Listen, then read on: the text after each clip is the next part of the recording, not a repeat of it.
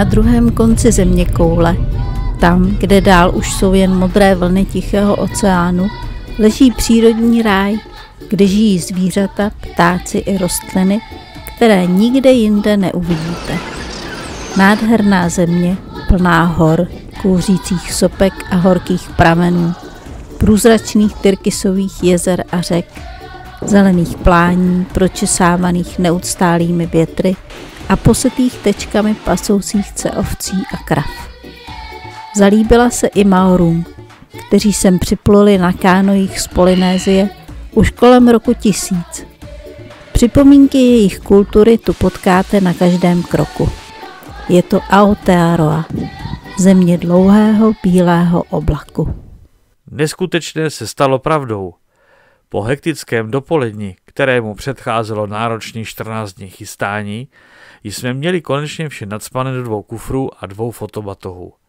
Letíme na Nový Zéland. Je to úplně na druhé straně zeměkoule a podle toho vypadá cesta. Letíme z Prahy se 2 přestupy v Mnichově a v Singapuru. Letiště v Singapuru, které získalo několikrát za sebou titul nejlepšího letiště světa, vám musíme trochu přiblížit.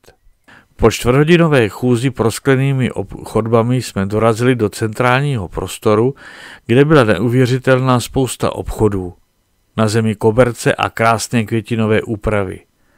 Měli jsme 5 hodin času a tak jsme se kochali. Na náš terminál jsme se ovšem museli přemístit bezpilotním vláčkem. A k našemu překvapení jsme projížděli kolem nádherné skleníkové zahrady s obřím kruhovým vodopádem, který padal dovnitř ze střechy z výšky 40 metrů. Ale už se přiblížil čas odletu a my nastoupili do největšího letadla světa Airbus A380. Po dalších 12 hodinách jsme přistáli v největším městě Nového Zélandu, které se jmenuje Auckland. Celá cesta trvala neuvěřitelných 35 hodin. Nový Zéland se skládá ze 2 hlavních ostrovů, severního a jižního, a spousty malých okolo. Hned po přiletu jsme museli samozřejmě půjčit auto. Je to Suzuki Swift, tak malý, že do kufru jsme dali 1 kufr a 1 batoh, druhý kufr a batoh dozadu na sedadlo a máme plno. Odjeli jsme do nejbližšího kempu, to je asi 40 kilometrů do vesničky Hoja. Kemp byla vlastně farma a nikdo tam nebyl, jen prasátka a krůty. A tak jsme skončili na parkovišti u pláže. Dali jsme si housku se sýrem a ustali si pod stromem. Ráno nás probudil řev neznámých ptáků. Připadali jsme si jako v zoo. Okolo nás běhali slípky pukeko a nad námi létali pestře zbarvení papoušci. Jeli jsme zpět do té farmy vyfotit si prasátka. Samozřejmě tam byl majitel, moc sympatický dědula. Chytil nám slepici, abychom si ji mohli pohladit, a pak nás vzal ještě na pastvinu prohlédnout si jeho krávy. Udivilo nás, že tu rostou volně kaly. Ale pak už jsme jeli do Aucklandu. Auckland se nachází na severním ostrově v tom nejužším místě, takže je obklopen mořem. Ze západu Tasmanovým a z východu Tichým oceánem.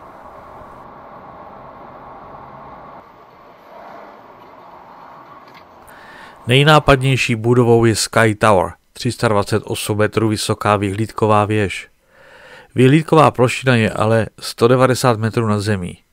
Jede se tam výtahem a je tu nádherný výhled na Auckland.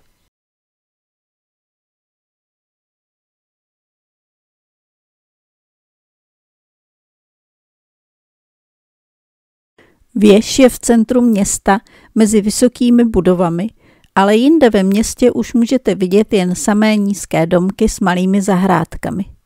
Je to kvůli častým zemětřesením. Můžete se projít i po skleněné podlaze a dívat se dolů.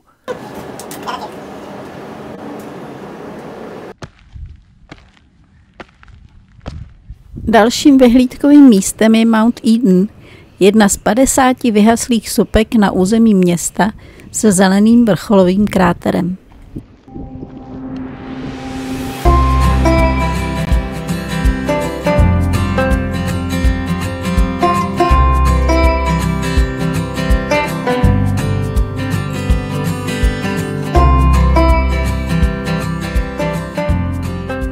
Také ze čtvrti Davenport jsme si chtěli vyfotit centrum města a zůstali jsme tu až do noci.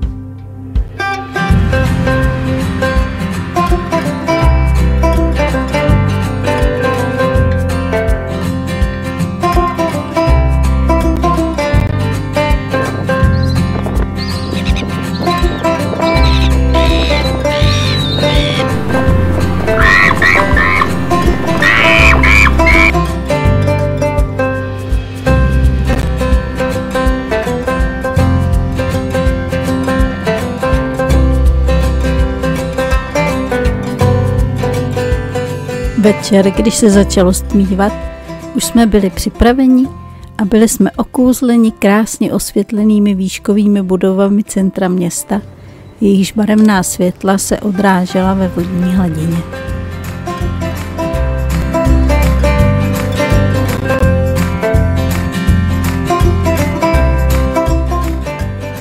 Spali jsme o kousek blíž než minule, zase pod Širákem u moře. Bylo to ale poslední spaní pod Širákem na Novém Zélandu.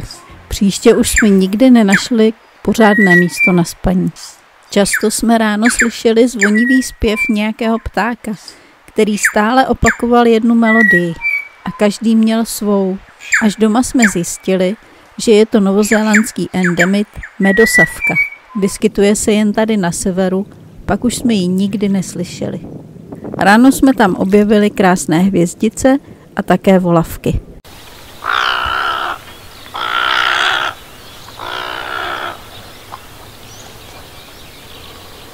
Všude, kde jsme zatím jezdili, byl prales. Hustá zeleň okolo silnice, kam se vůbec nedalo vstoupit. Palmy, kapradiny, kytky, jaké u nás rostou jen ve skleníku nebo doma, jako třeba strelicie. Vůbec jsme něco takového nečekali. Oceňujeme také jejich dopravní značky, které před každou zatáčkou doporučují rychlost k projetí. Do zatáček totiž není vidět. Pak jsme si ještě u McDonalda aktivovali Wi-Fi a už jsme byli připraveni na vše a vyrazili jsme pryč z civilizace do krásné novozélandské přírody. Nejdřív na sever.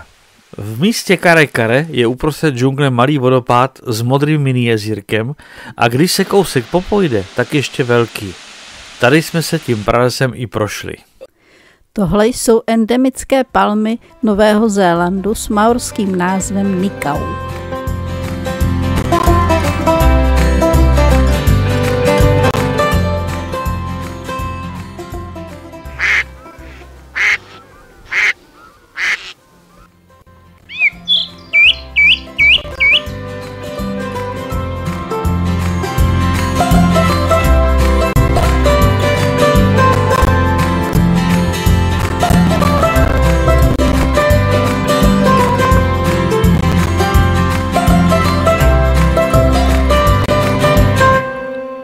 A pak jsme ještě šli na druhou stranu, kde byla obří černá pláž a velké vlny v Tyrkisovém moři.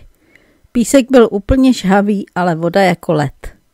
Na pláži se natáčely scény z filmu Piano. Na Zélandu žije spousta zvířat a ptáků, dovezených sem kdysi z Evropy bělochy. Ti konkurují původním druhům a v mnoha případech je decimují. V Moriwai je také obří pláž s vlnami, kde se určí surfovat spousta lidí.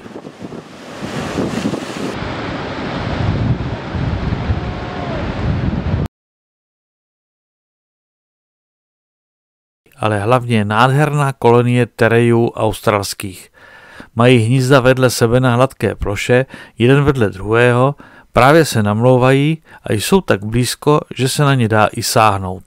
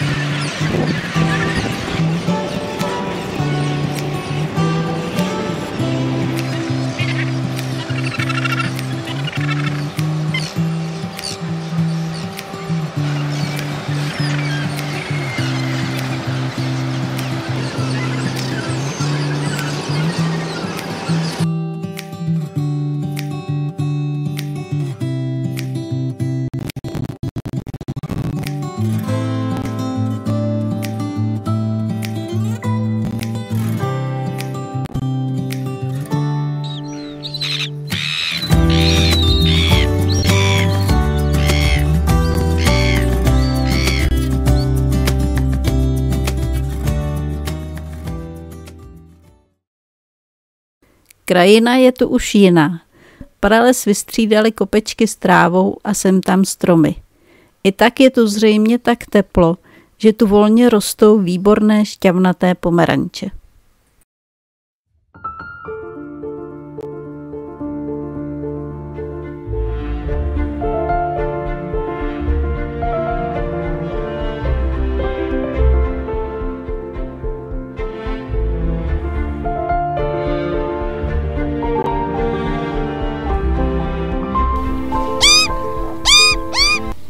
Jeskyně Vajpu je vyhlášená tím, že jsou v ní svítící červy.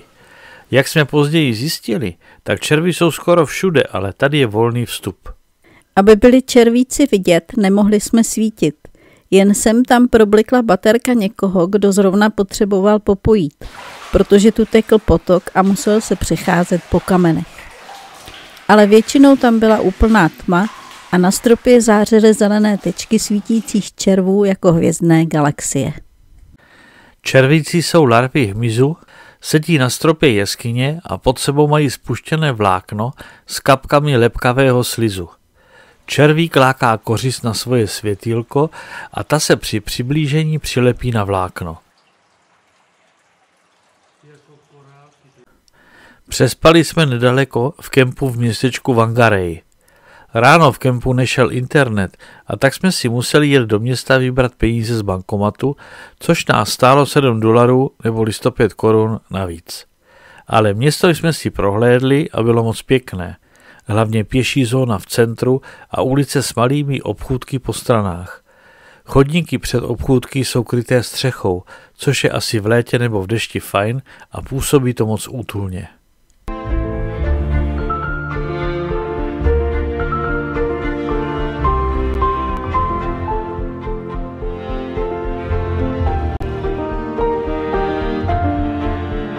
Pokračovali jsme na sever a zastavili se v městečku Kava Kava.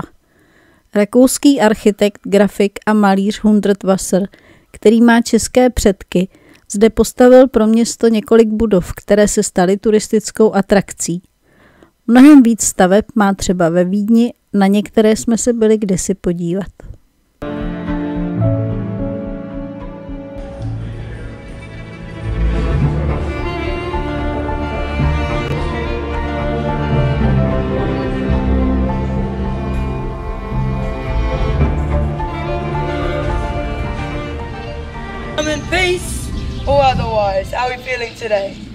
Waitangi je památné místo Maoru. Je tu dům smlouvy a hned vedle maorský obřadní dům zvaný Marae. Ten je celý postavený ze dřeva, červeně natřený a hlavně krásně vyřezávaný. V 1 hodinu nám 6 Maorů, 3 ženy a 3 muži předvedli půlhodinové představení plné písní a tanců. Jeden u toho hrál na kytaru a bylo to úžasné. Kulili oči a vyplazovali jazyky, což byl jejich způsob, jak zastrašit nepřítele.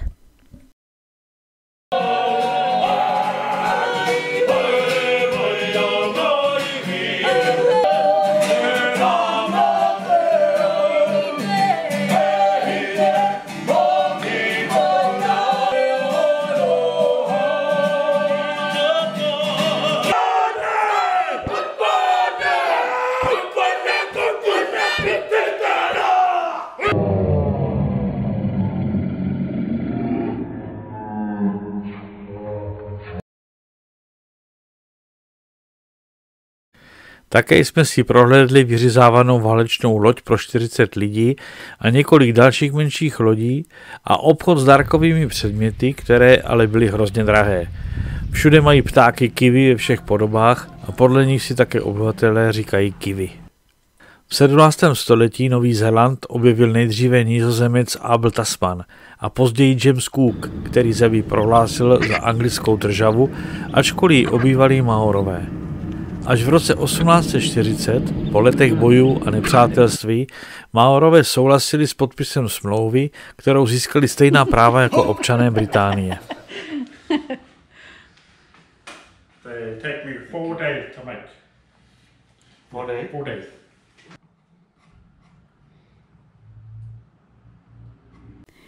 Původně jsme chtěli dojet až na nejsevernější bod Zélandu, Ale bylo to odtud ještě 250 kilometrů a nám se zdálo, že nestihneme dojet až na jih a že je zbytečné jet na sever kvůli jednomu místu.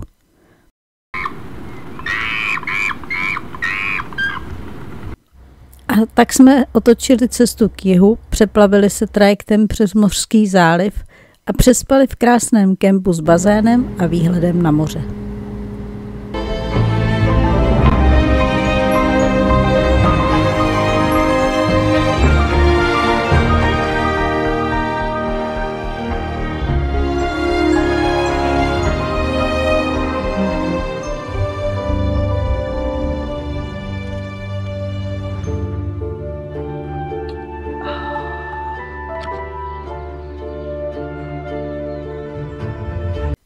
V místě zvaném Koutu na písku pláže byly poházeny kamenné koule různých velikostí. Byl tu úplný klid, nikde nikdo, bezvětří, sluníčko a mělké úplně klidné moře. Pohoda. Jen na koupání to bylo dost studené.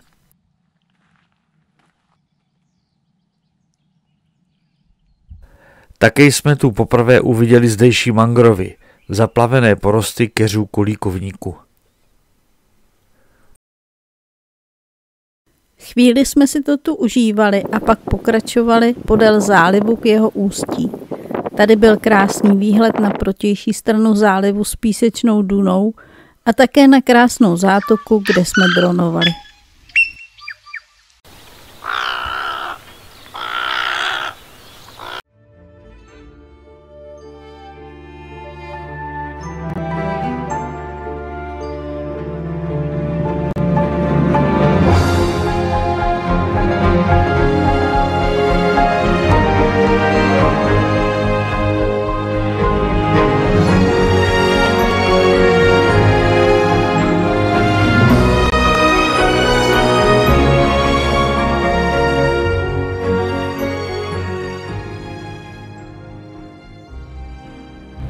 A pak už to byl jen kousek k nejstaršímu stromu kaury jménem Tane Mahuta, což znamená pan lesa. Tyto stromy, které se česky jmenují Damaron jižní, Maorové používali na stavbu lodí i domů. Evropani ale začali kácet hlavně kvůli pryskyřici a téměř je vyhubili. Nejsou přísně chráněné. Kdo k němu chce jít, musí si očistit boty kartáčem a pak šlápnout každou nohou na šlapko, která ho až po kolena ostříkne dezinfekcí. Strom je obrovský a nádherný. Vůbec jsme si tak velký strom neuměli představit. Je starý asi 4000 let. Podle Maorů Tane je synem Otce nebe a Matky země. Tane roztrhl své rodiče, rozbil jejich prvotní obětí, přinesl světlo, prostor a vzduch a umožnil rozkvět života. Tane je dárcem života a všechny živé bytosti jsou jeho děti. Toto je největší žijící strom kaury na Novém Zélandu. Je vysoký 51,5 metru a obvod kmene je 13,8 metrů. Dojeli jsme zpět do Whangarei, kde jsme si prohlédli nejvíc navštěvovaný vodopád Zélandu. A pochopili jsme, proč je nejvíc navštěvovaný. Je totiž přímo u parkoviště. Ale my jsme šli dolů pod něj a bylo tam krásně.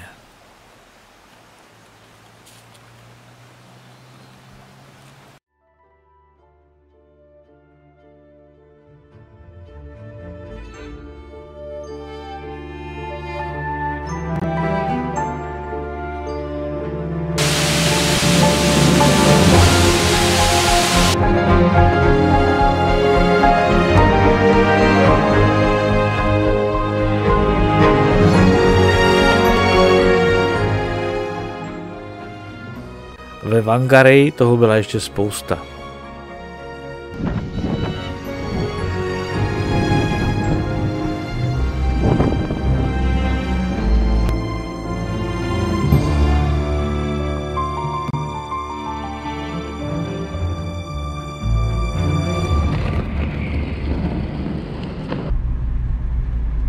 Po mostě připomínajícím svým tvarem maorskou loď jsme přejeli řeku a vyjeli na kopec Mount Parihaka, odkud byl krásný výhled na město. Nás zajímala socha Matky země, kterou jsme viděli někde na obrázku, ale ve skutečnosti byla docela malá, i když zajímavá.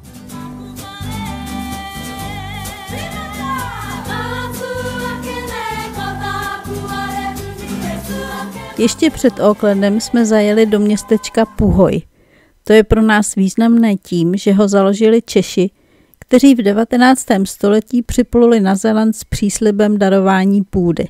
Přistěhovalci si museli postavit školu i kostel, kde jsme na oknech viděli česká jména původních obyvatel. Projeli jsme Aucklandem a odbočili do Mirandy, kde jsme si prohlédli informační centrum ve stanici na pozorování ptáků. Nejdřív jsme šli pěšky, ale moc jsme jich neviděli. A tak jsem se vrátil pro auto a kousek jsme popojeli k vodní ploše, kde se procházeli pisily a vyzubávali cosi ze dna.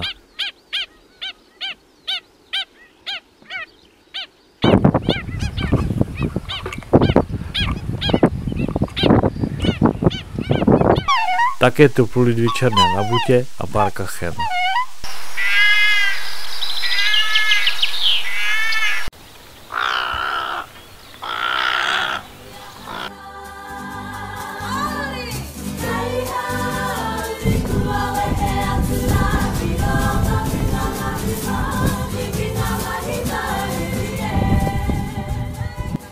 Vydali jsme se po okružní cestě kolem poloostrova Coromandel. Jeli jsme podle pobřeží a tak tu bylo plno mořských ptáků a my zastavovali a fotili. Nejdřív velké hejno ústřičníků, pak kormorány a rybáky.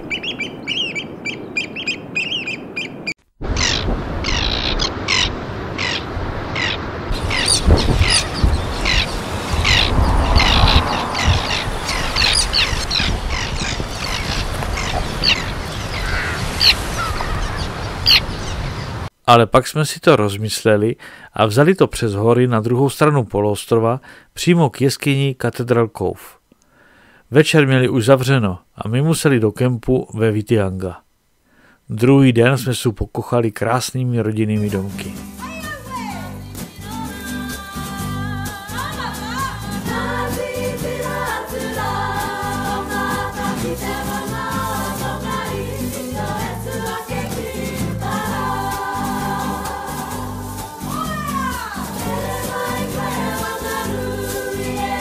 A pak jsme se vypravili k jeskyni. Museli jsme zastavit před vesnicí na parkovišti a pak jet autobusem za $4. A pak ještě 3/4 hodiny pěšky.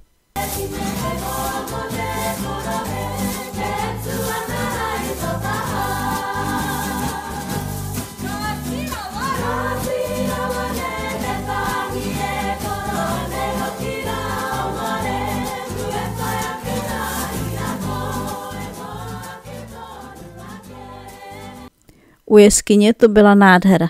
V moři bylo poházeno několik skalnatých ostrůvků různých velikostí. Jeskyně byla docela velká a dalo se skrz ní projít na další bílou pláž. Moře bouřilo a tyrkysové vlny dělaly bílé hřebínky.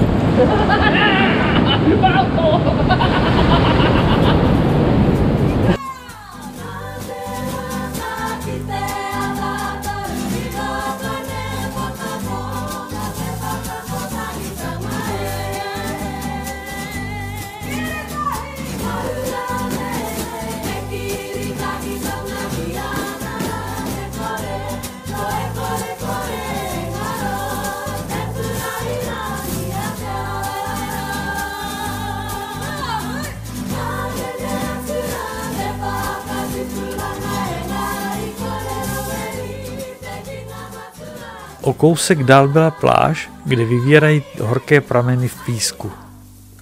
Musí se tam kousek dojít, ale pak už se můžete naložit do teplé vody v některé z jam, které tu vyhrabal někdo před vámi, nebo si vykopat svou. Voda byla sice kalná, ale krásně teplá a v některých místech písek úplně pálil. Chvíli jsme se tam nahřívali a pak šli zase zpět a jeli dál na jih.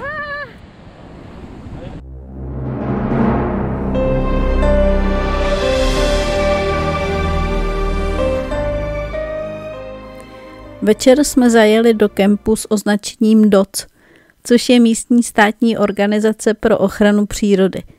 Našli jsme ho jen díky aplikaci v mobilu, jinak na tyhle kempy nejsou žádné ukazatele. Jsou tu jen záchody a louka a parkoviště. Stojí tu pár obytných aut a do krabičky je třeba hodit peníze v pytlíku s vyplněným formuláříkem.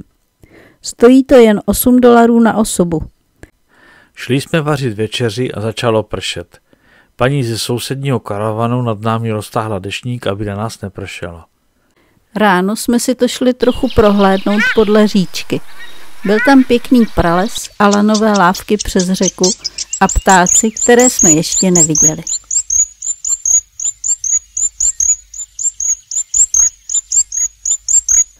Odpoledne jsme dorazili do Rotorui, která je centrem maorské kultury a geotermální energie.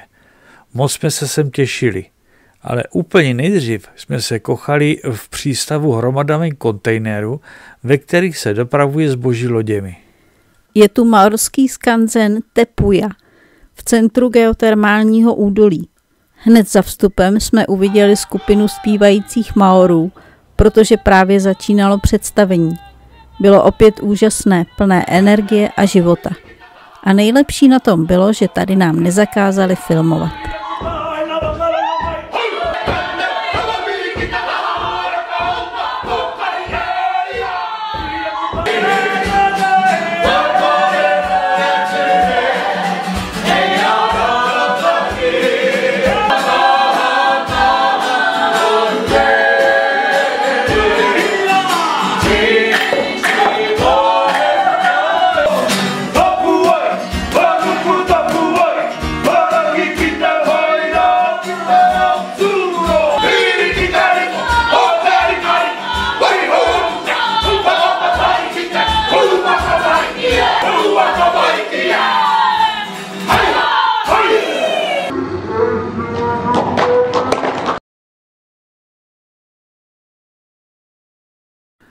Pak jsme si šli prohlédnout ptáky kiwi, kteří byli skoro ve tmě. Vidíte je tam? My dneska taky ne, ale jeden tam určitě je. Jsou to totiž noční nelétaví ptáci a žijí jenom na Zélandu. A pak jsme hodinu čekali, než začal tryskat největší novozélandský gejzír Pohutu ve velké bílé terase. Tryská do výšky 20 metrů.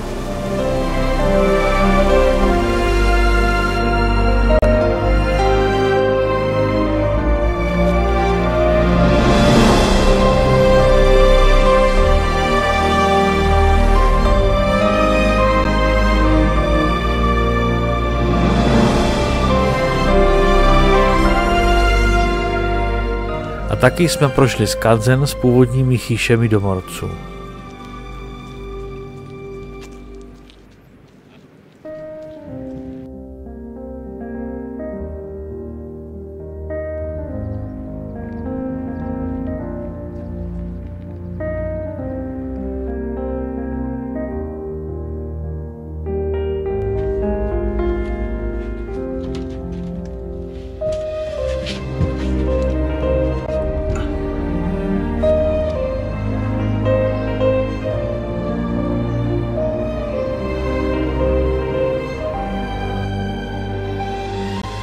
Zřejmě tu často hoří, všude jsou ukazatele aktuálního stavu požárního nebezpečí.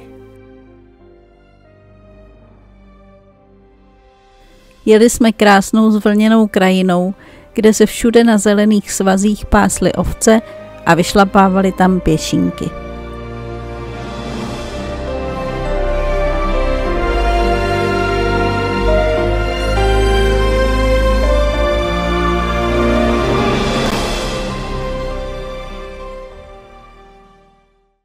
Další den jsme navštívili ještě jednu geotermální oblast, a sice Waimangu.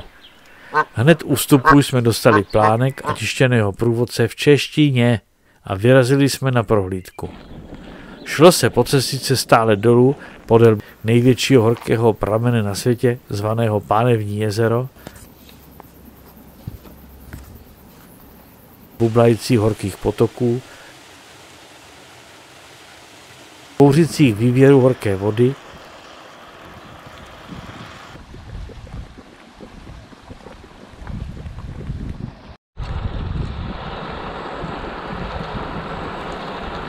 kolem zaplaveného Ďáblova kráteru a barevných křemičitých teras. Nevěděli jsme, na co koukat dřív.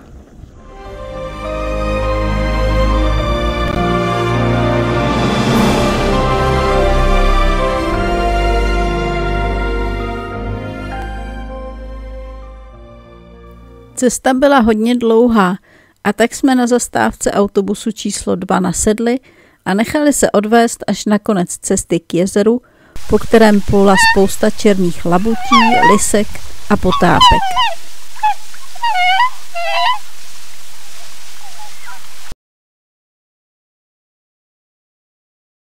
Lisky zrovna bojovaly o samičky a bylo super je pozorovat. Byla tu pohoda, ne moc lidí, ticho, teplo, sluníčko. Po jezeře se také dalo plout lodí, ale to jsme vynechali. Autobus nás pak odvezl zase zpět k východu a pokračovali jsme dál.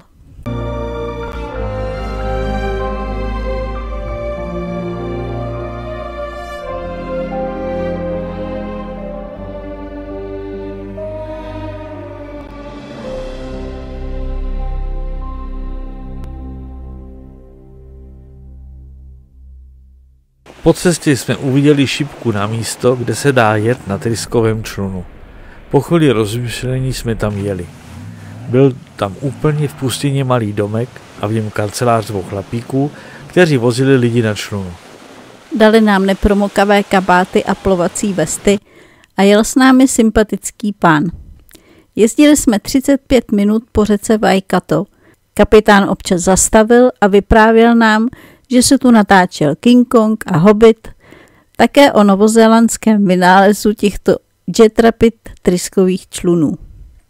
Největší novozélandské jezero Taupo má 36 přítoků, ale jen jedna řeka odtud vodu odvádí, a to je právě řeka Waikato.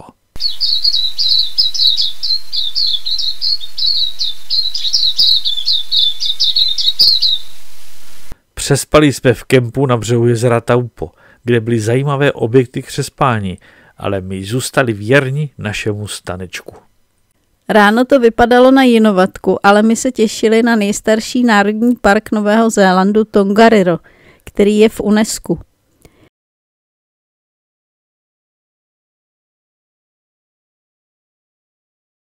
Už z dálky jsme viděli posvátnou horu Maoru Mount Ruapehu, největší horu severního ostrova vysokou 2797 metrů. Ale nejkrásnější hora je hned vedle, Mount Ngauruhoe. Příkrý kužel nahoře se sněhem. Vede tu prý nejkrásnější novozélandský trek, který je dlouhý 20 kilometrů. Zajeli jsme k jeho začátku a řekli si, že půjdeme kousek. Cesta vedla pořád pralesem, kde byly nádherné různé druhy kapradin. Došli jsme k vodopádu a pak šli zpět s tím, že to zkusíme z druhé strany treku. Dojeli jsme na výchozí parkoviště a vzali si věci a vyrazili. Na parkovišti smíme stát jen 4 hodiny, ale na vrchol Red Crateru to je přes 8 kilometrů. Tak jsme si řekli, že půjdeme 2 hodiny a 40 minut a pak se vrátíme. Cesta vedla rozsáhlými lávovými poli, pořád mírně nahoru skoro 5 kilometrů. Často tu byly krásné, voňavé a čisté záchody z cedulí. Za jak dlouho bude další. Právě do této lokality se rozhodl režisér filmové trilogie Pán prstenů umístit Mordor, zemi, kde sídlí temný pán Sauron a kde se snoubí Šero s Šerem. Tady jsme se rozdělili, Svišť šel zpátky na parkoviště a odjel autem pryč a já jsem pokračovala nahoru. Prudkým stoupáním jsem vyšplhala do kruhové, úplně rovné prostory mezi okolními sopkami. Tam šla cesta asi kilometr po rovině a začal druhý prudký výstup na vrchol kráteru. Začalo silně foukat a po vrcholcích táhly mraky, ale přece to nevzdám před koncem. Byly tu cedule, které připomínaly výpravy, které zasáhl nenadálý výbuch této stále činné sopky a já si řekla, že půjdu jen kousek k velkému balvanu, pak ještě kousek a tak jsem vyšla až na vrchol. Ale pohled do fakt rudého kráteru a na smaragdová jezírka byl úžasný. Pak už jsem rychle spěchala dolů do tepla a závětří. Poslední člověk mě předešel a tak 4 kilometry dole k parkovišti se nekonečně vlekly, protože jsem měla hrozný hlad. Svišť se zase vrátil a čekal na mě a zachránil mě od smrti hladem. Včera se nám podařilo konečně zprovoznit náš skvělý záznamník ujeté trasy a tak teď vždy uvidíte, kudy jsme jeli.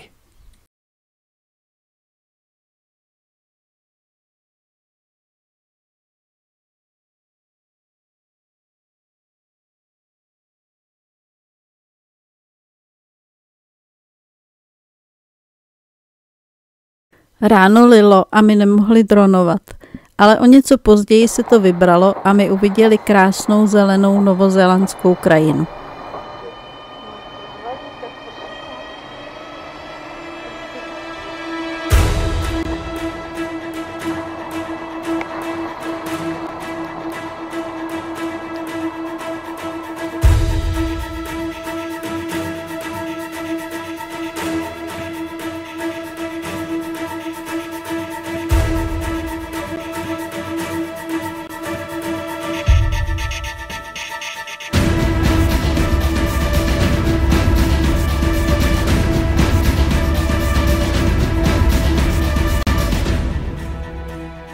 Protože byla zavřená hlavní silnice naším směrem, jeli jsme objížďkou přes národní park Wanganui.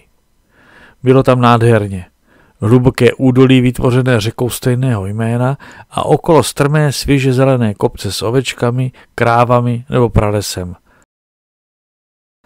Občas byla vyhlídka do údolí a na jednom místě byl ukazatel na konvent a kostel svatého Josefa, tak jsme si tam šli podívat. Areál byl krásně udržovaný, opečovávaný a na tichém malebném místě a mnichům se tam musí krásně žít.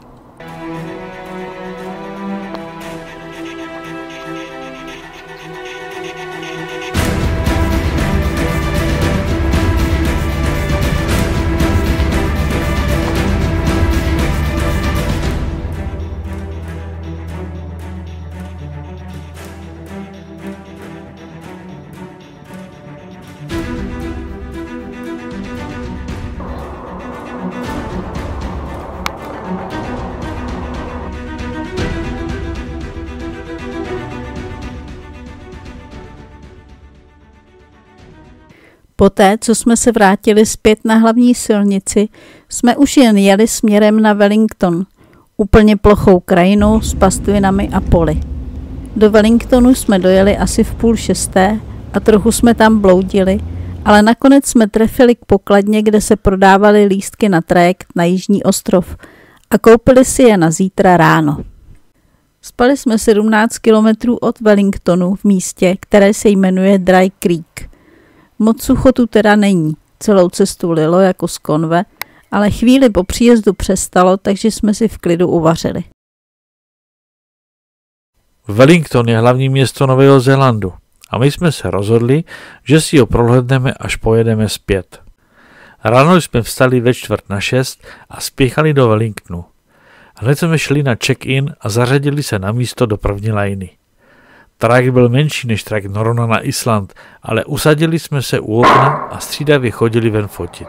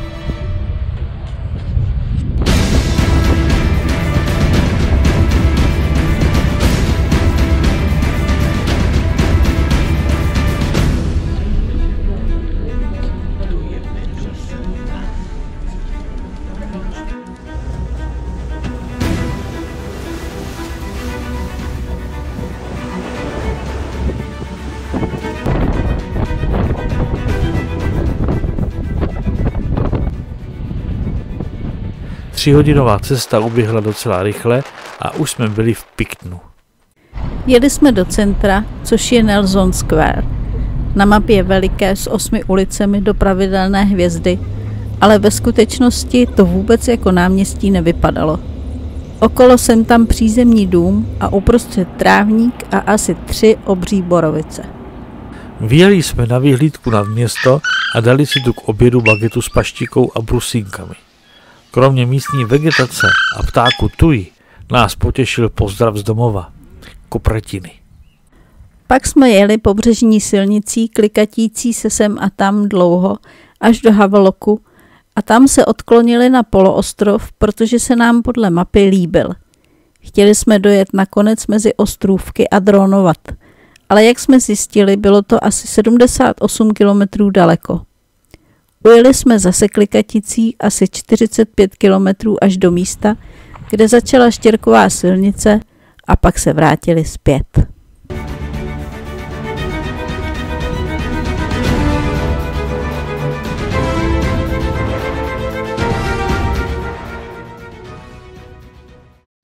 Přespali jsme v kempu a protože byla sprcha na mince, vykoupali jsme se společně v dámských sprchách. Získali jsme tím korejskou kámošku, která nejdřív udiveně koukala, kdo to z té sprchy leze, ale pak za náma přišla ke stolu a povídali jsme si.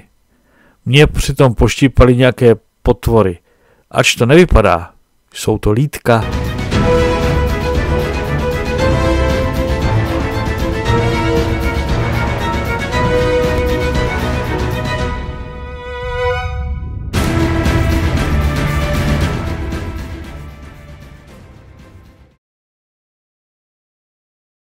Katedrála ve městě Nelson z roku 1851 nás upoutala svou 35 metrů vysokou věží, i když byla postavená z betonových tvárnic.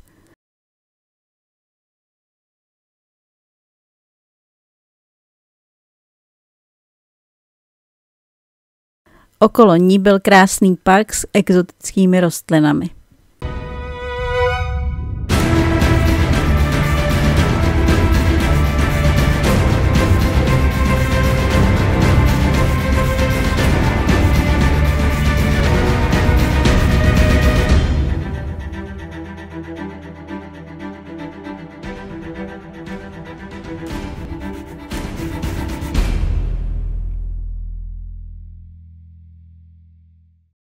Uvnitř byla pro nás nezvykle strohá, hrál tam někdo krásně na varhany.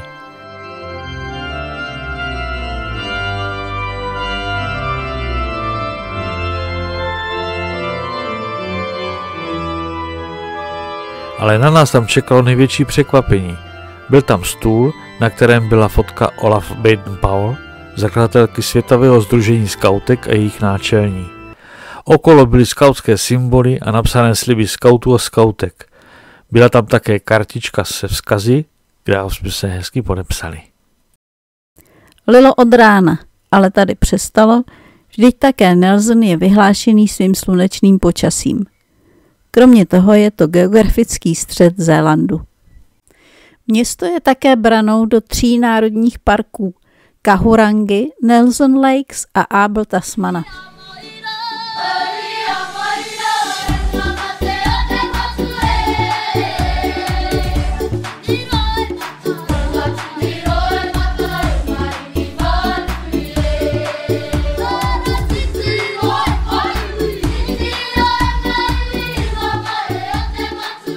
My ale nejdřív dojeli ke Split Apple Rock, což je kulatý obrovský kámen usazený v písku zátoky a puklý na 2 poloviny tak, že vypadá jako rozkrojené jablko.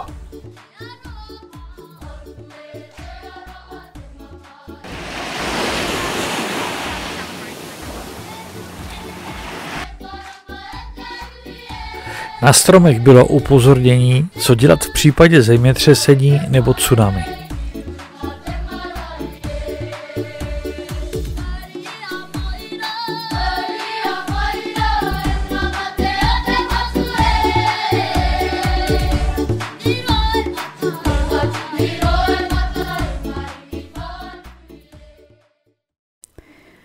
Dalším cílem byl národní park Abel Tasmana. Dojeli jsme do Takaki a pak uhnuli podél pobřeží a dojeli až tam, kde pokračovala štěrková cesta. Dál se nám po ní nechtělo a vrátili jsme se zpět na hlavní silnici. Cestou jsme fotili zátoky moře, skály a slípky Pukeko.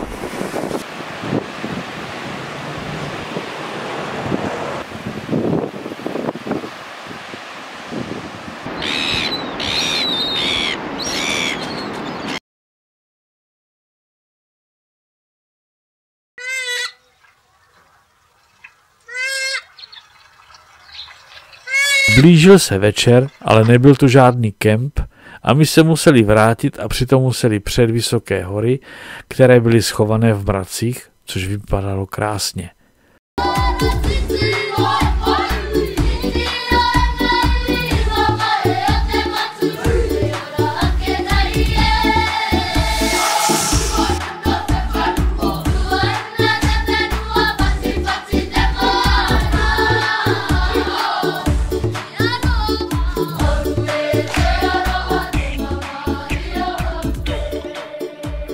Kemp jsme našli. Líbilo se nám, že tu pěstují zeleninu a pro ubytované je zdarma klání.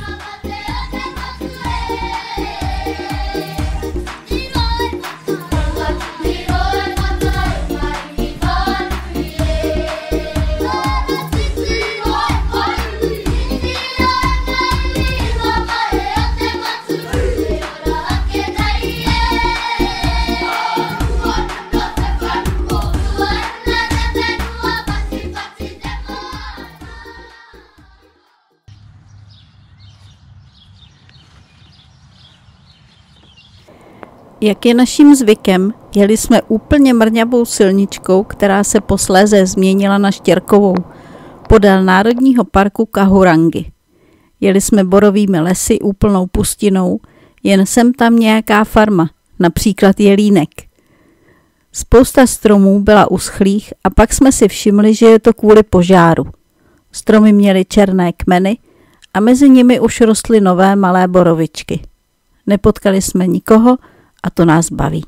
A pak jsme pokračovali až do večera podél postupně se zvětšující řeky Boler, stále po hranici Národního parku Kahurangi. Jen jsme si udělali 2 odbočky do Národního parku Nelson Lakes k jezerům Rotoiti a Rotoroa.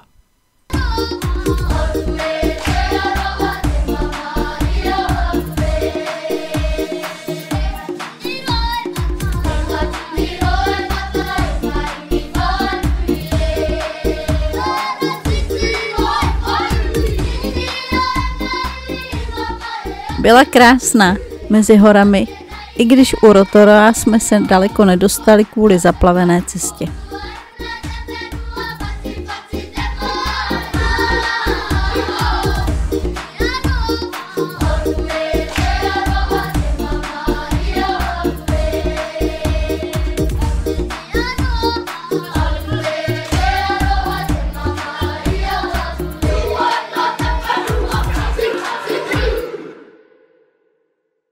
Dojeli jsme k pobřeží a zastavili v zátoce, kde byly stoly s lavicemi.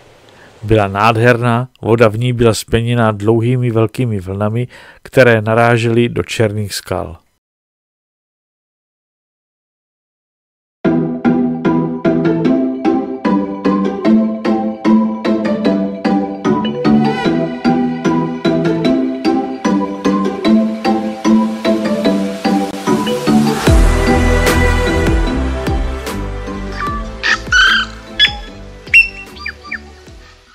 O kousek dál jsme šli k majáku a ještě za něj a okousla nás další velká zátoka s vlnami a taky veky, kterých tu bylo docela dost.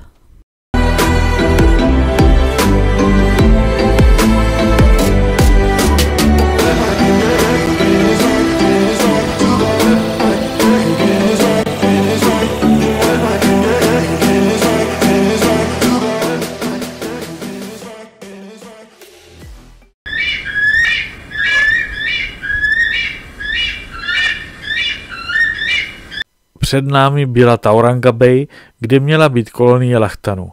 Fakt tam byli. Vyvalovali se tam na kamenech a sem a tam se někam překulili. Byli jsme rádi, že je vidíme, i když byli dost daleko a my na ně koukali jen z výhlídkové plošiny. Lachtani mohou na rozdíl od tuleňů zadní ploutve používat jako končetiny, takže se lépe pohybují po souši. A také mají ušní boltce. Samec se od samice liší velikostí a hřívou. Nejběžnějším lachtanem na Zélandu je lachtan Forstroof. Měli jsme štěstí, je právě období namlouvání.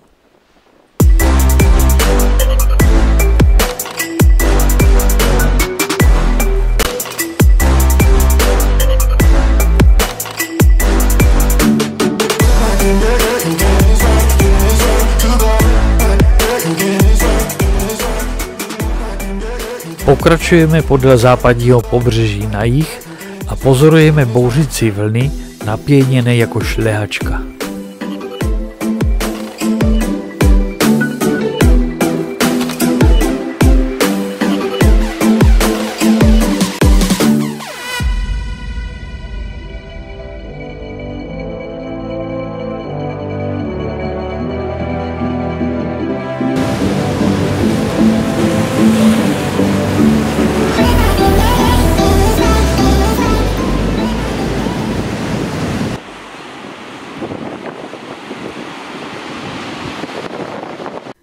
A další místo k sežrání byly palačinkové skály.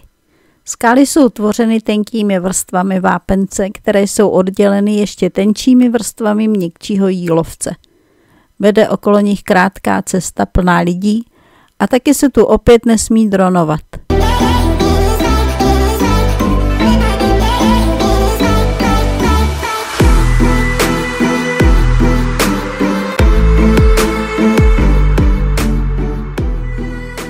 My jsme dron použili pouze jako kameru na zpomalení záběrů.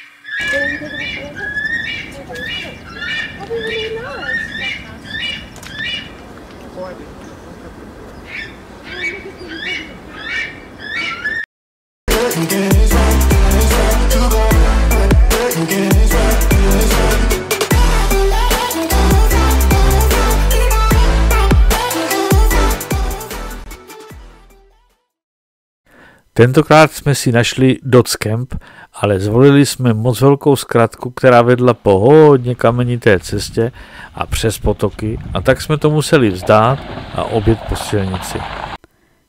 Kemp byl v bývalém nalezišti zlata a v boudě byly vystavené různé nalezené předměty.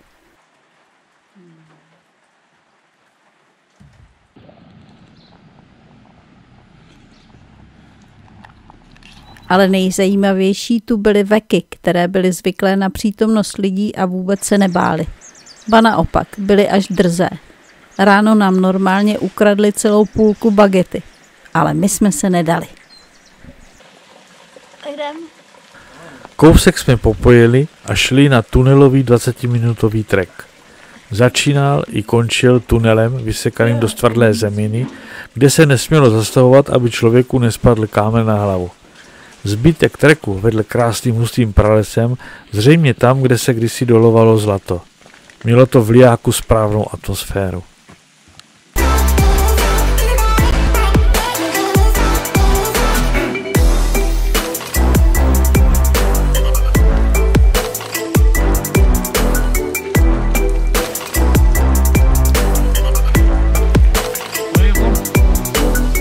Přesto jsme si rádi sedli zpět do auta a jeli dál a doufali, že déšť přestane.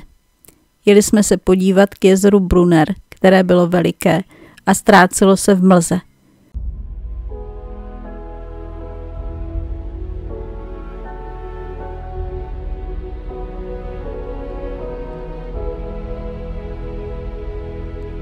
Koukali z něj stromy, zřejmě má mnohem víc vody než jindy.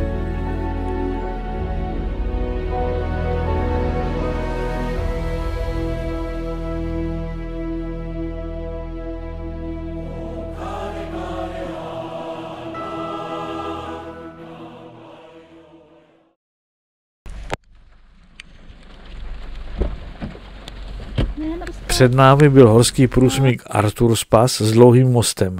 Jediná cesta mezi západním a východním pobřežím v této části Zélandu. Těšili jsme se, ale počasí bylo čím dál horší. Foukal silný vítr a bičoval kapky ledového deště. Okolní jižní Alpy vykukovaly z mlhy a sem tam byly vidět kousky sněhu na jejich vršcích. V sedle to bylo úplně nejhorší. Déšť letěl šikmo k zemi a vítr nám rval dveře od auta z ruky. Dali jsme si oběd pod střížkou u poštovních schránek a přišel za námi jeden papoušek Nestor Kea, na které jsme se těšili nejvíc. Když zjistil, že mu nic nedáme, což se nesmí, vrátil se pod střechu u bufetu. A tak jsme šli za ním a trochu se uvnitř ohřáli. Nestor Kea je další endemit na Novém Zélandu. Původně jsme mysleli, že tu přespíme, ale byli jsme rádi, že jedeme pryč. Dlouhá cesta do Christchurch probíhala skoro celá v dešti, i když postupně slábnul a ustával. V Christchurch už svítilo zase sluníčko.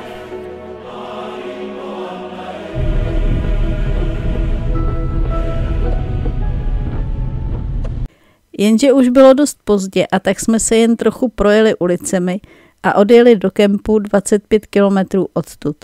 Hned ráno jsme se sem zase vydali zpět, ale zvolili jsme, jak je naším zvykem, jinou cestu. A to byla bomba. Jeli jsme okolo Mořského zálivu a přes hory a byl odtud krásný výhled na celé město i zpět na záliv. Vstoupili jsme tak do města jako první evropští osadníci.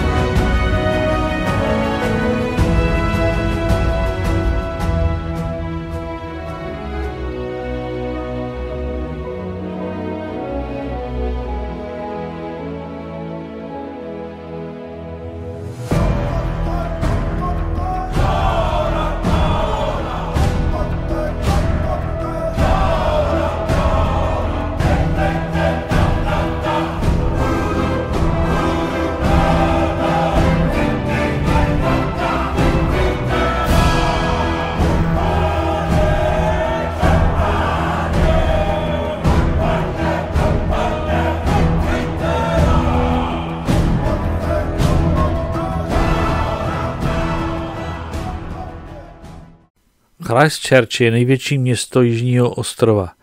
Nachází se na rozhraní dvou tektonických vrstev a jsou tu častá zemětřesení. V roce 2011 ho postihlo jedno z nich, které zlikvidovalo 1500 budov a zabilo 185 lidí. Následky jsou tu vidět dodnes. V centru města je katedrála, podle které se město jmenuje. Nyní je ale také poškozená zemětřesením.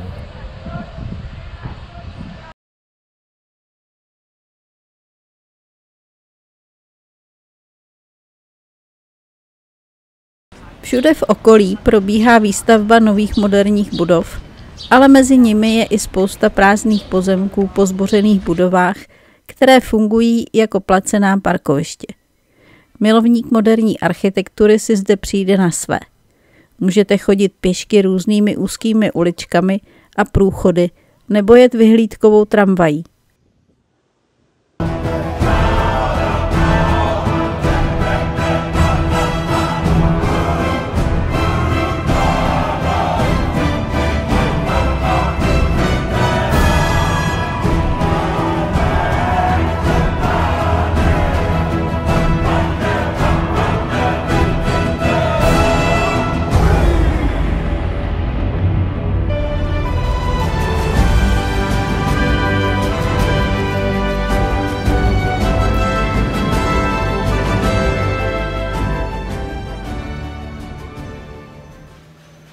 Svítilo sluníčko a bylo krásně teplo, proto nám připadala nepatřičná vánoční výzdoba. Byli jsme tu totiž v listopadu, kdy tady začíná jaro. Spoustu zdí tu mají pomalovaných grafity, prý si na to potrpí.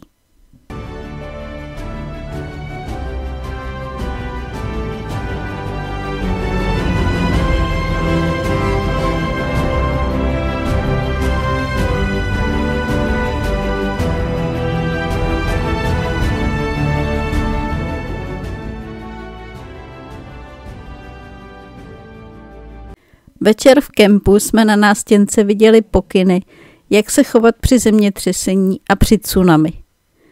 V noci byla velká zima, ale přesto jsme zkusili fotit tu obrovskou spoustu hvězd, které jsou na obloze vidět. Ráno jsme si prohlédli lagunu z šedých oblázků, která odděluje kemp od moře. Koupat se tu ale nesmí.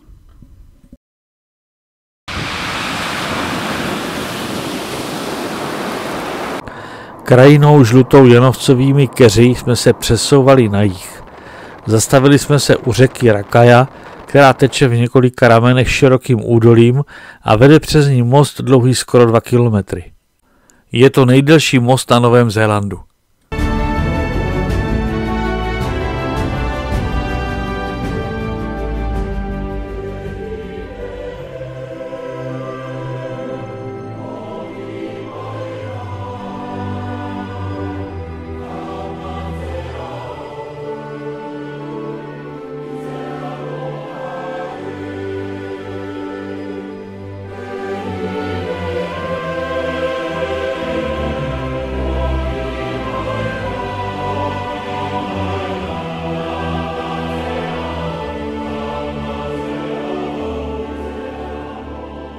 Ledovcové jezero Tekapo nás nadchlo. Za modrozelenou hladinou se na obzoru tyčily zasněžené vrcholy jižních Alp a před námi se rozprostíralo moře kvetoucích lupin všech možných odstínů růžové, modré a fialové. Vypadá to úžasně. Bohužel je to invazní rostlina, která sem nepatří a se kterou tu dost bojují.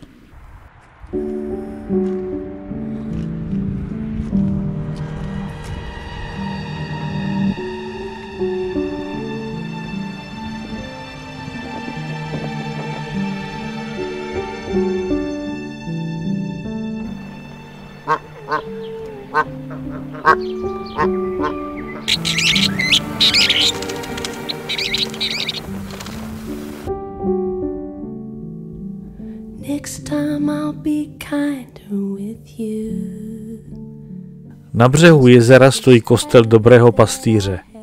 Prostá kamenná obdélníková stavba a uvnitř za oltářem, což byl jen malý křížek, bylo přes celou stěnu velké okno a za ním jezero a hory. Na dřevěných lavicích sedělo pár lidí a poslouchalo slabounkou hudbu. Nádhera. Přejeli jsme k druhému ledovcovému jezeru Pukaki, ale protože už bylo dost pozdě, rozhodli jsme se, že pojedeme rovnou k nejvyšší hoře Zélandu Mount Cook. Chtěli jsme využít toho, že je celý den osvětlená sluncem a že je jasný vzduch. Bylo to 60 kilometrů klikatou silničkou.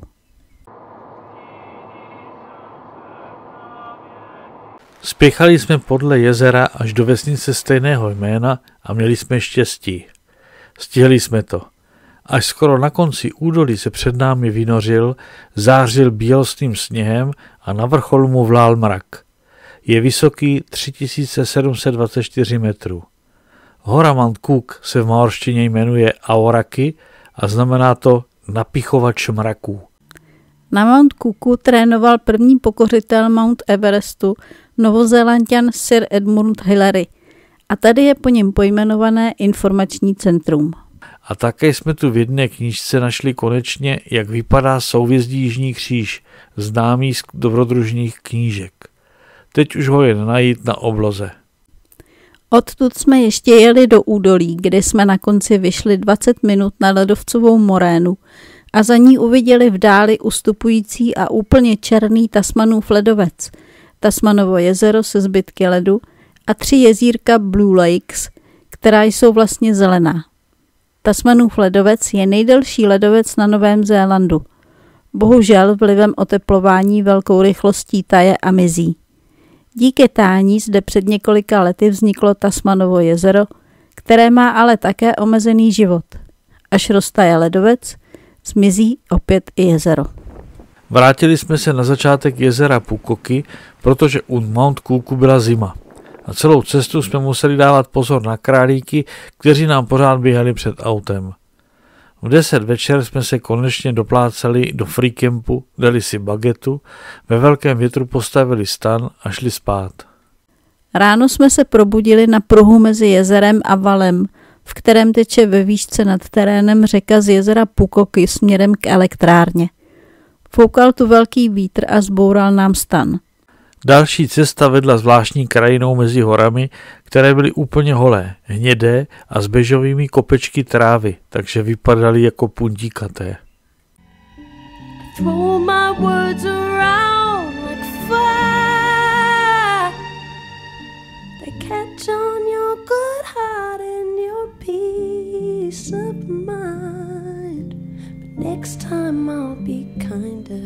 Zvířata jsou tu velmi přátelská.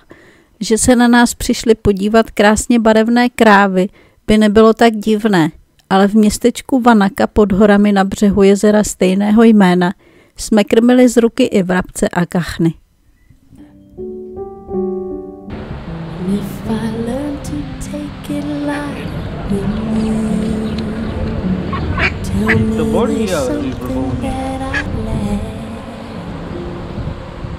Would that make you change your mind?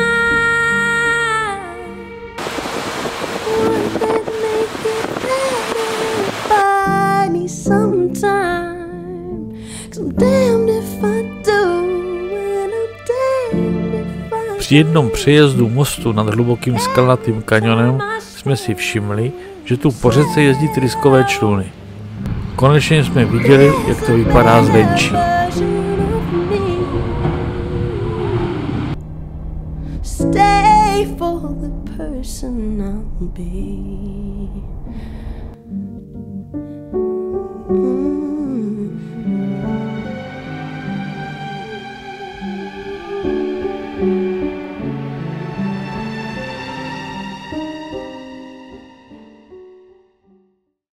Dojeli jsme do Queenstownu, což je mnohem hezčí město než Vanaka.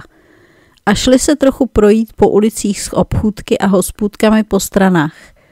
Koukali jsme na lanovku nad městem a na ptačí zoo, ale obojí bylo hodně drahé.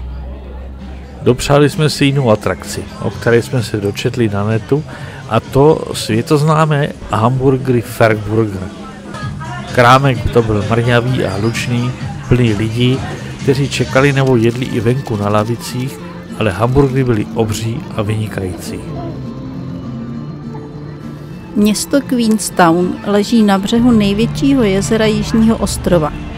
Jmenuje se Wakatipu a je dlouhé 80 kilometrů a hluboké až 380 metrů.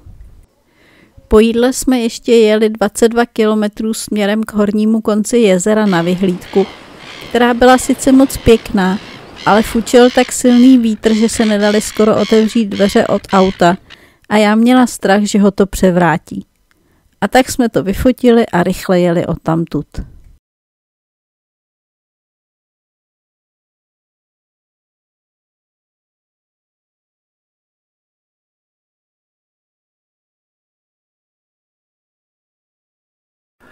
Milford Sound, maorsky Pio Piotahy, je fjord na jihozápadě Jižního ostrova. Je to jediné místo z celého národního parku Fiordland, kam se dá dojet autem, jinak je park přístupný pouze po několika pěších stezkách. Celý park je zapsán v UNESCO. Podle maorské legendy vytesal fjord za hlasitého zpěvu a pomocí sekiry vyrobené ze zeleného nefritu Bůh.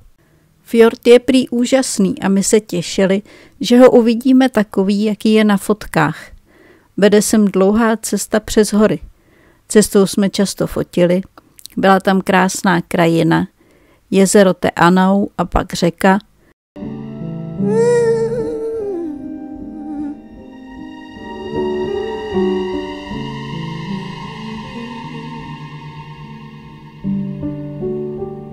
Jezírka Mirror Lakes a lesy.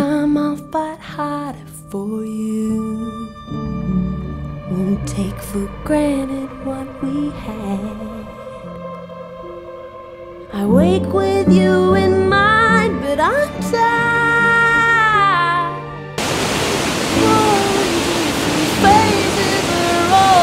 A taky Kea.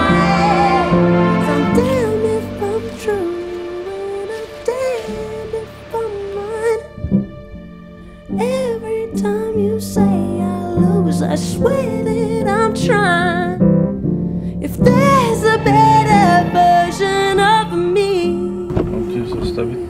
Ale sotva jsme projeli tunelem, který je dlouhý 1270 metrů, byla úplná mlha a pršelo.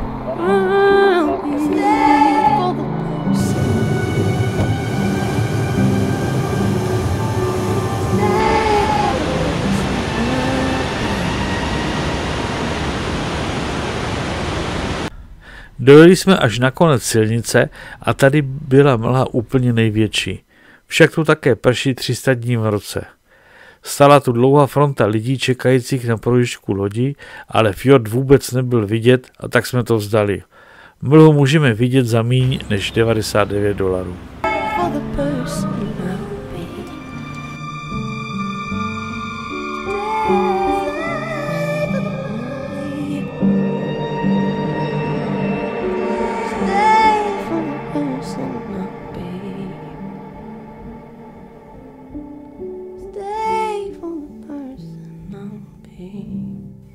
Rozhodli jsme se přece jen jet až na úplný jih Zélandu.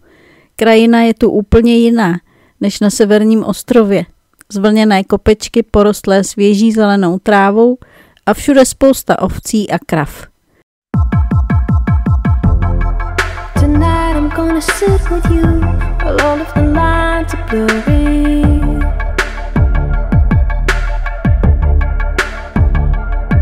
A strašně to tu fouká.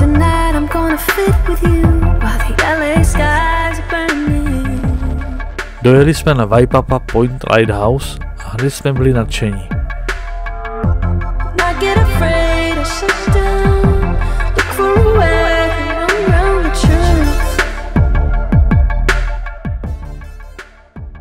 Na pláži pod majákem se vyvalovali dva lachtani. Může se k ním jít na 10 metrů, ale nesmí se jim odříznout cesta k vodě. Cítili by se ohrožení a mohli by zaútočit. Hodně tu foukalo, ale my to ani nevnímali.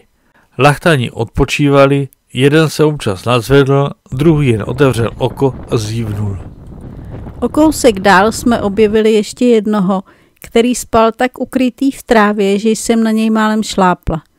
Ani si mě nevšimnul a já vycouvala pryč. Baby, tonight I'm gonna be with you. Gonna show you a side you never knew.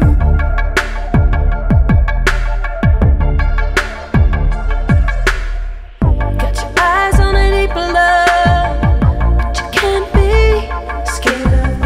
You gotta wait up long enough. A pak už jsme dojeli na ten nejnižší bod. Jmenuje se Slope Point a je to 46 stupňů, 40 minut a 40 vteřin jižní šířky. Šlo se přes soukromou pastvinu s krávami až k ukazateli, kde byla napsaná vzdálenost k jižnímu pólu a k rovníku.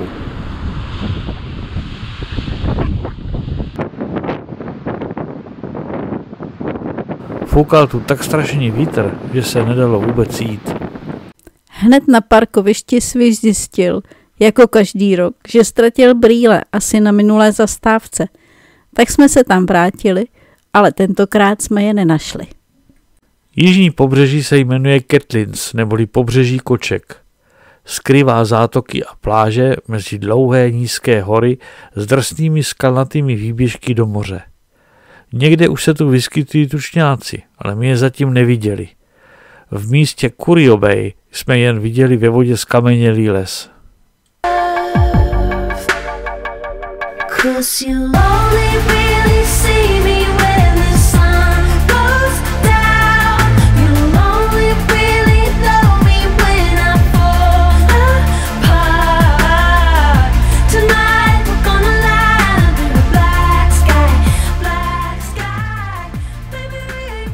Vítejte na Nugget Pointu, místě setkání skal a vln, větru a přílivu. Místě tkaném větrem, kde mezi oblohou a zemí roste živý plášť, drhnutý solí vanoucími větry. Tkaném pevně a poskytujícím útočiště všem uvnitř.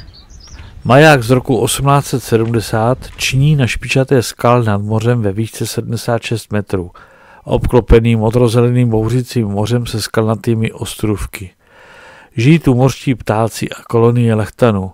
Přístup je pouze po uzonké pěšince ve strmém svahu vysoko nad mořem. Úžasné místo. Město Dunedin je druhé největší město Jižního ostrova. Založili ho skotští přistěhovalci a jejich vliv je tu patrný doteď. Centrem města je náměstí Octagon, opravdu osmiboké. V jehož centru stojí socha velmi uznávaného skotského básníka Roberta Burnse. Architektonickou lahůdkou je úžasná viktoriánská budova nádraží.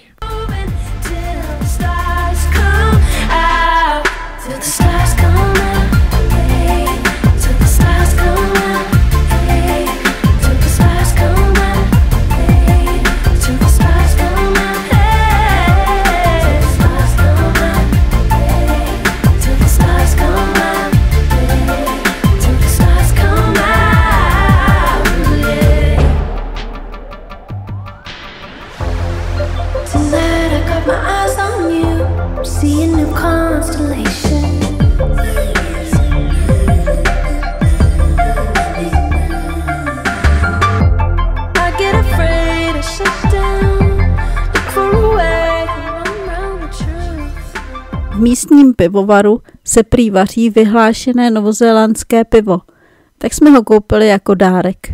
Na naše české pivo ale prý nemá. Dunedin leží na začátku poloostrova Otago a ten nás zajímal nejvíc. Až na jeho úplné špičce, kam je to z Dunedinu 30 km, je Royal Albatross Center, přírodovědecké centrum pro ochranu zvířat a hlavně tady hnízících albatrosů královských, modrých tučňáků a racků. Nikde jinde se albatrosy na pevnině pozorovat nedají. A to jsme si nemohli nechat ujít. Asi v polovině cesty k nim jsme zastavili na picnic area a vzali si oběd a přitom pozorovali a filmovali racky, jak bojují o kousek naší bagety.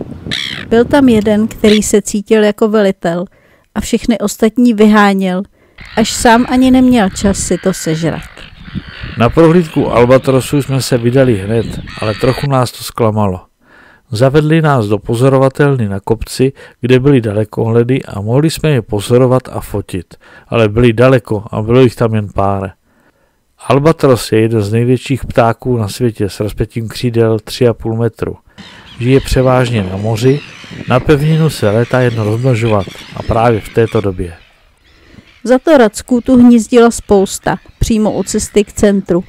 Měli kuřátka různého stáří a dalo se jít až skoro k nim.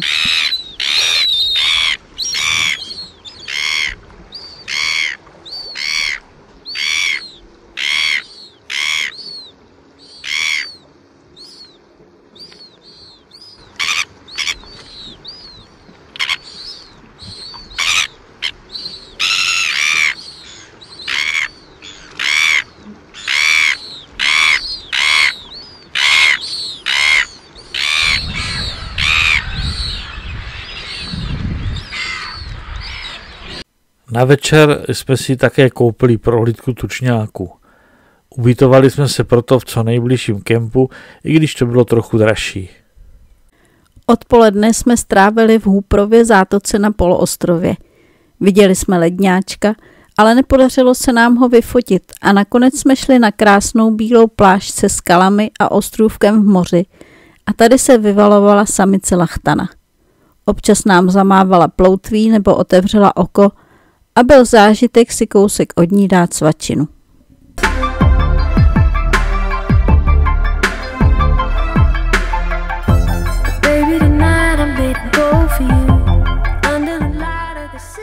A ještě jsme zajeli do Dunedinu za jednou místní atrakcí a sice nejstrmější ulici minimálně na Zélandu. Byl to mazec. Autem jsme se tam vůbec neodvážili a vylezli jsme tam pěšky a divili se, jak tam někdo může bydlet a jezdit. Přiblížil se večer a tak jsme ho neměli do kempu a uvařili večeři a na poslední chvíli dojeli k tučňákům. Tady nám nějaký ochranář asi 1/4 hodiny co si vykládal, z čehož jsme pochytili asi 10 jednotlivých slov. A pak nás pustili na vyhlídkovou terasu. Chvilku jsme čekali už skoro po tmě a pak jako na povel začali připlouvat malí roztomilí tučňáčci. Nejprve 4 a pak čím dál větší skupinky. Chvíli vždycky váhali a přitom si upravovali peří a pak museli projít po osvětlené cestičce těsně okolo nás, aby se dostali ke svým norám, které měli připravené ve svahu za námi. Asi za hodinu nás odtud vyhnali, aby měli tučňáci konečně klid. Tento tučňák nejmenší, kterému se někdy říká modrý, je nejmenším ze 17 druhů tučňáků na světě. Je to druh noční, který tráví den na moři při lovu nebo ve své noře, kam se vrací při soumraku a kde odchovává mláďata. Je velký 35 až 40 cm a váží maximálně 1,5 kg.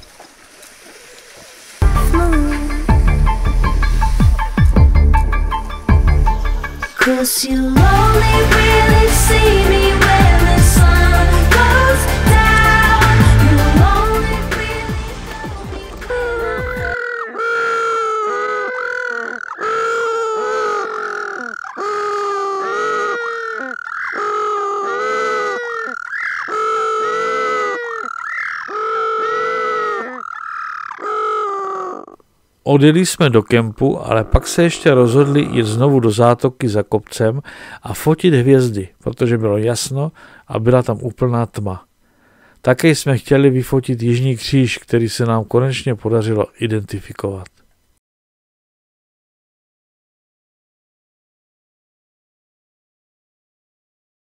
Ráno jsme znovu jeli do zálivu za kopcem a vyfotili ledňáčka. Nakonec si fakt sedl docela blízko nás.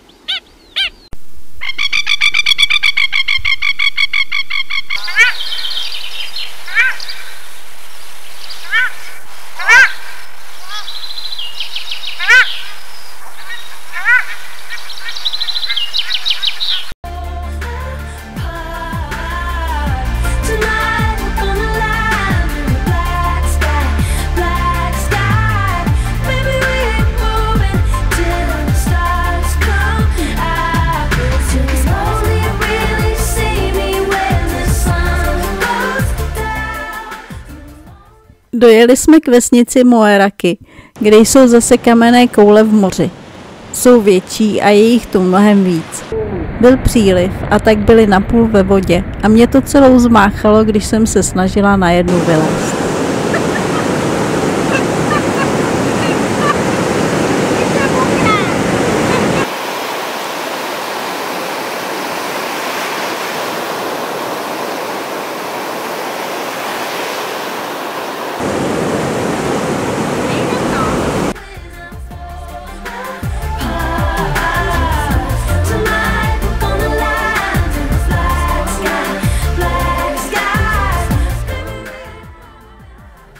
Spát jsme jeli do kempu u Herberta. Je to tu super. Jsme tu úplně sami, je to Dodge Camp za $8 a je tu krásná louka uprostřed lesů. Opodál teče kamenitá říčka obklopená svahy porostlým janovcem. Škoda, že je dny zataženo a občas poprchává, protože je tu dokonalá tma na pozorování hvězd.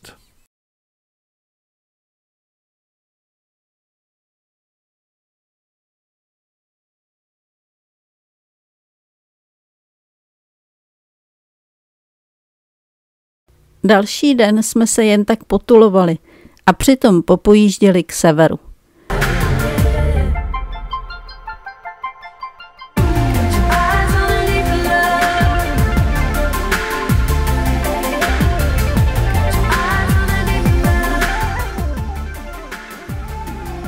Večer jsme se rozhodli pro free camp u jezera Ellesmere, abychom poznali zase něco jiného.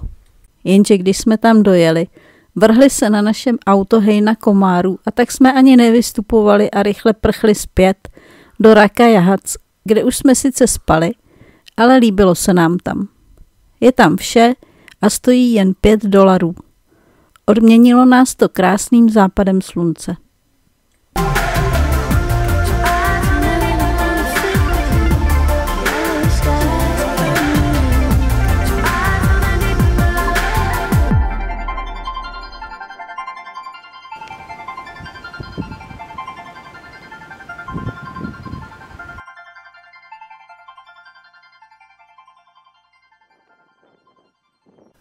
mapě jsme našli, že v Akaroa je centrum pro tučňáky a lachtany. Bylo to docela daleko, asi 100 kilometrů. Akaroa je hezké městečko skoro na konci poloostrova Banks. Na nábřeží samé hospůdky a krámky, tak jsme si nějaké prohlédli, ale žádné centrum jsme nenašli. Za to jsme na jedné pohlednici viděli zdejší maják a řekli si, že těch 8 kilometrů k němu dojedeme. Museli jsme přejet prudký kopec vysoký 600 metrů a polovina cesty byla po štěrku, což bylo dost psycho. Posledních 1100 metrů jsme šli pěšky, pořád hodně z kopce. Bylo vedro, svítilo sluníčko a když jsme došli k majáku, který byl o hodně menší, než jsme čekali, nechtělo se nám jít zase zpátky do toho kopce. Právě odtud odjížděla 2 auta, tak jsme jim řekli, ať nás vezou, ale nechtěli a poslali nás ještě dál a níž, asi 80 metrů, do zátoky. A udělali dobře. Došli jsme až dolů k moři, byla tam nádherná skalnatá zátoka se smaragdovým mořem a na březích se povolovalo několik lachtanů, kteří co chvíli skočili do vody a plavali blízko nás. Také tu byly modré medúzy. Na koupání to nebylo, nedalo se pořádně vlézt do vody. A tak jsme se začali oblékat, že půjdeme zpět. Najednou připlaval lachtan ke schodům a začal lézt na břeh. To už jsem lehce znejistila a začala ustupovat k žebříku, že na ten určitě nevyleze. A v tom si uvědomil, že tam jsem a zvolna nevzrušeně vlezl zpátky do moře a jedním mávnutím ocasu byl uprostřed zátoky. Byla to nádhera. Vyplazili jsme se nahoru do kopce a dojeli znovu do Akaroji, kde jsme si dali kolu a zmrzlinu a taky kyš s kuřetem, špenátem, brusinkami a brý a pomerančovou bábovičku.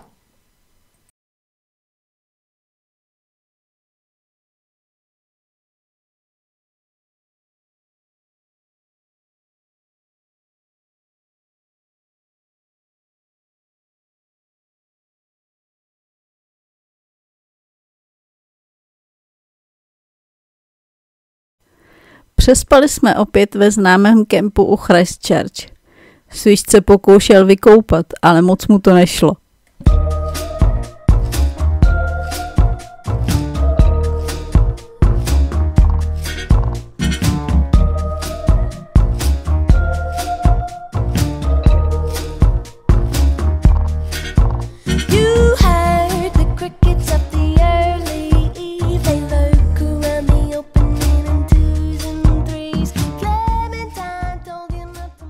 Pomalu jsme popojížděli zpět k severu a plnili cíle z našeho itineráře.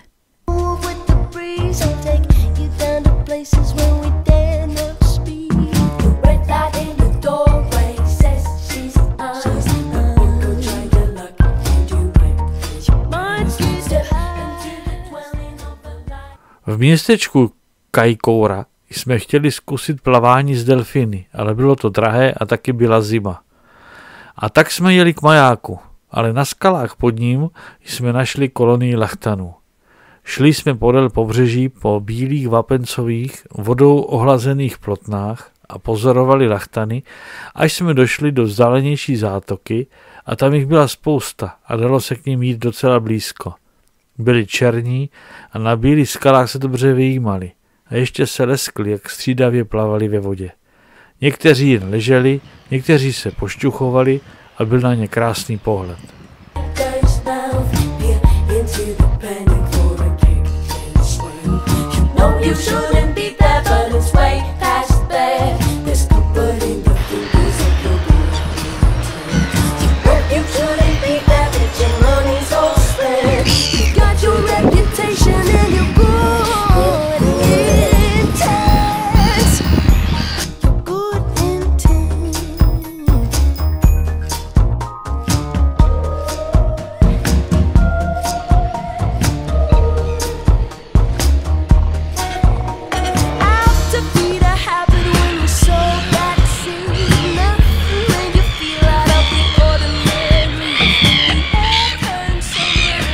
Procházeli jsme přitom kolonii racků, kteří měli právě mladé a jejich rozčilený křik byl ohlušující.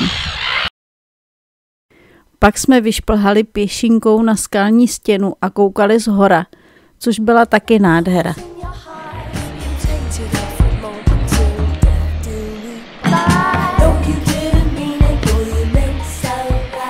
Za to maják nebyl nic moc, takový mrňous jako včera, jenže žlutý.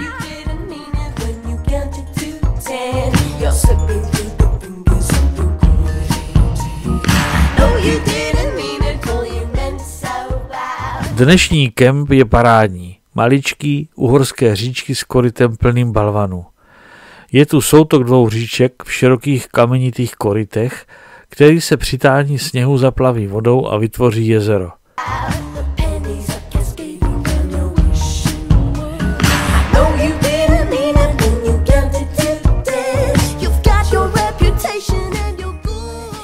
Otok je totiž úzkou soutěskou.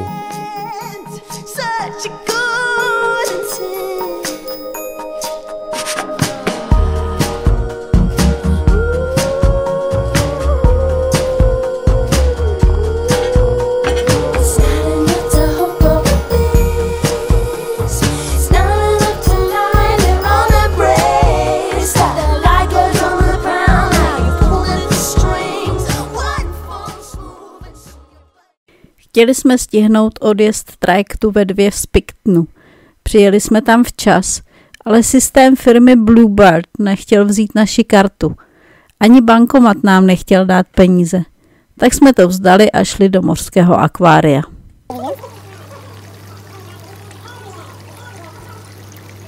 Průvodci jsme sice moc nerozuměli, ale byl sympatický a vtipný a hlavně nás nechal sáhnout na různé tvory jako hvězdice, hatérie, mořské ježky a podobně. Nejvzácnější asi byla hatérie, maorsky tuatara, to znamená nesoucí budliny, která je pozůstatkem z druhohor a žije již jen na několika ostrovech kolem Zélandu. Jiné mořské potvory zase krměl a to bylo taky zajímavé. Akvárium nebylo moc velké, ale měli tu samé místní živočichy.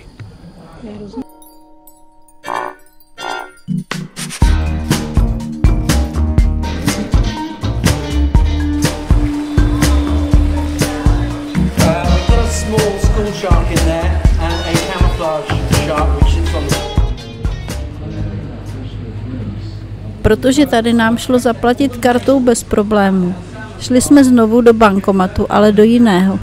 A tady se nám podařilo vybrat.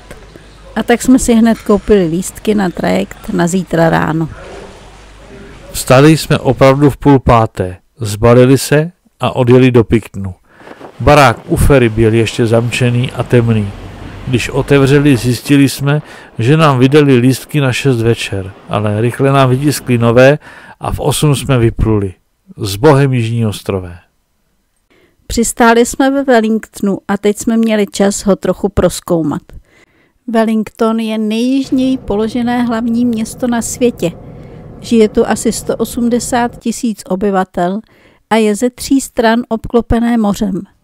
Proto je to mimo jiné významný přístav. I Wellington je často ohrožován sopečnou činností.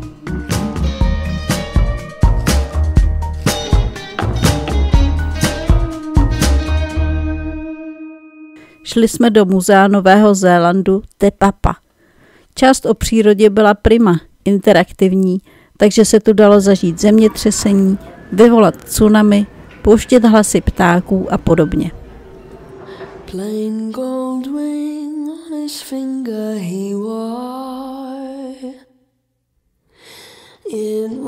Také jsme viděli, jak velký byl ve skutečnosti obří, nelétavý, dnes už vyhynulý pták moa. V části o Maorech bylo hodně psaní, kterému jsme moc nerozuměli a nesmělo se tu fotit. Vyjeli jsme na vyhlídku na horu Mount Victoria, ale bohužel pršelo a hlavně foukal silný vítr, takže nebylo skoro nic vidět. A také jsme si prohlédli kostel svatého Pavla. Strohý, anglikánský, obrovský a ošklivý, ale uvnitř hrál krásně navrhaný Pán.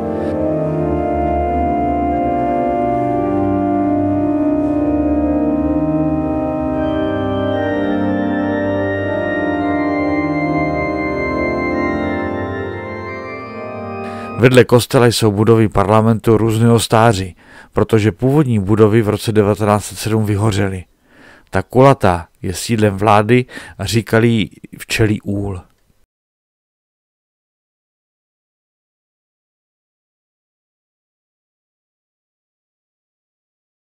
Dnešní kemp leží v chráněné oblasti kolem řeky Pakuratahy a tak jsme se vydali na krátký trek. Začínal lanovým mostem.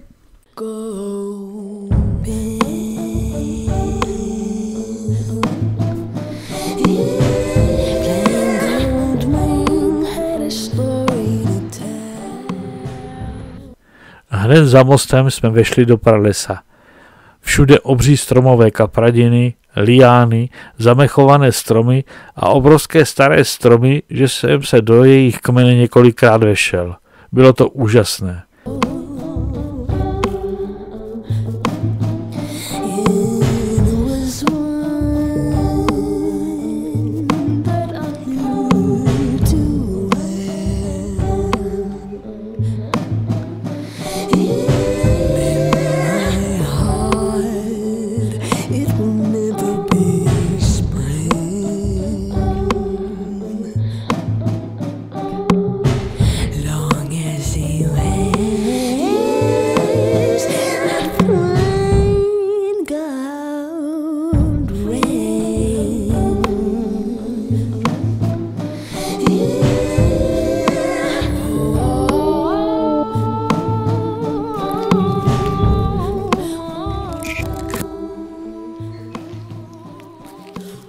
Hledali jsme některé hmyzí potvory, co jsme viděli včera v muzeu, ale viděli jsme jen jednu z můr, které byly i včera večer v kempu. Krásné, světlé, zelené a veliké. Ale měli jsme vlastně štěstí, protože je to největší noční motýl Zélandu, který se vyskytuje jen na severním ostrově. Má rozpětí křídel až 15 cm a 5 let žije jako larva ve dřevě stromů, kde si vykousává chodbičky.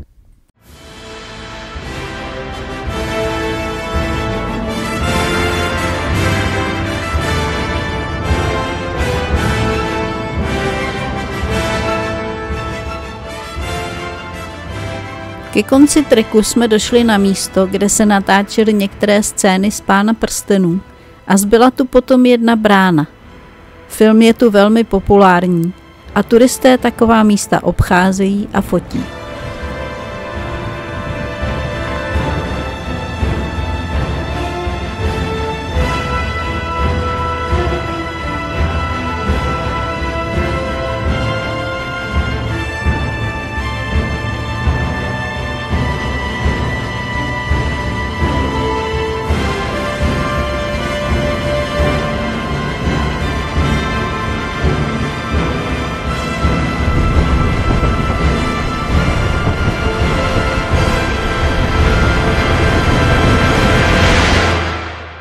Jedním ze zavlečených druhů zvířat je kusu liščí, vačnatec, který má původ v Austrálii.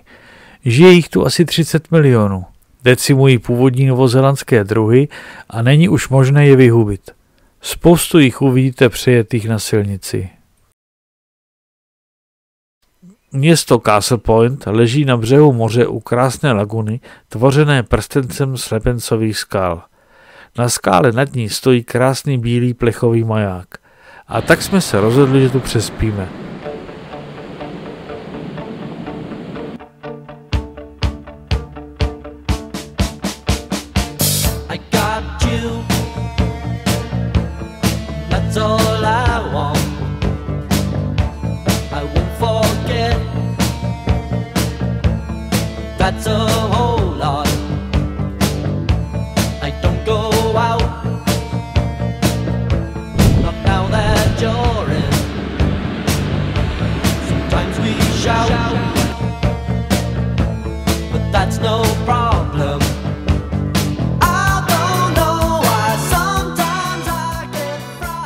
Postavili jsme stan a ještě jsme se šli podívat na lagunu.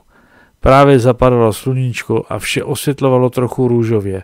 Maják začal konat svou práci a pravidelně blikal bílým světlem a vzadu za lagunou křičeli radci a Terry tam chytal ryby. Byla to nádhera.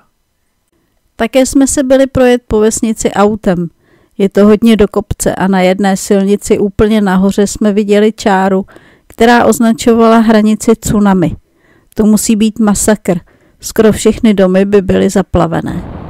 Jeli jsme dlouho vnitrozemím, všude byly příkré zelené kopce porostlé trávou a sem tam stromy, mezi nimi hluboká huská údolí vyhloubená malými říčkami.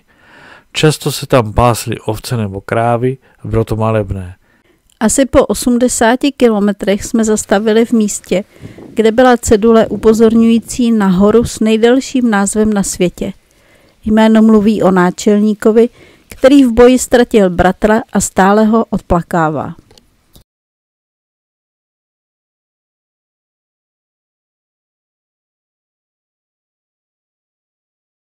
U města Hastings jsme vjeli autem až na horu Temate a to byla paráda.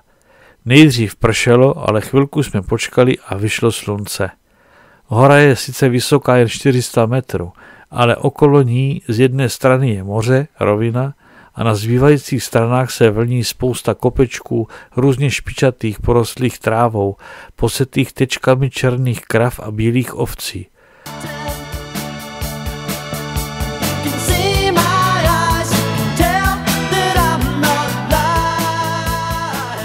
Tu a tam se v užlabině leskne zelené jezírko a slunce vytváří na zemi stíny.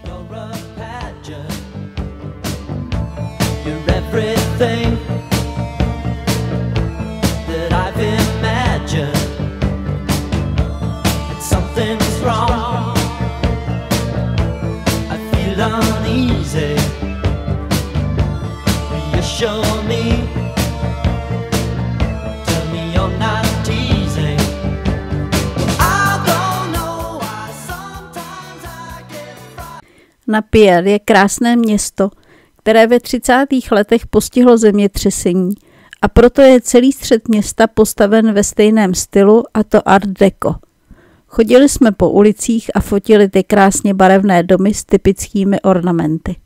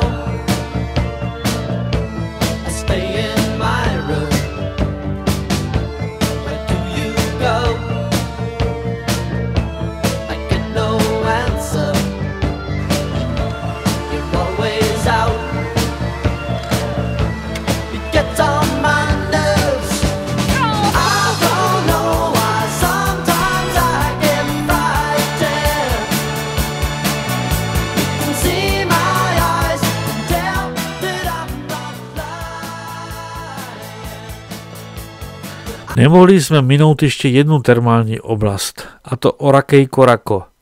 Starý Maur nás převezl loďkou přes Waikato River na druhý břeh, kde byly vidět samé čmoudíky. Perfektní dřevěné chodníky nás vedly okruhem přes různobarevné terasy a hustý zelený porost. Všude to zase bublalo a syčelo, tekly tu pramínky horké průzračné vody a vytvářely barevné nánosy na skalnatých plochách.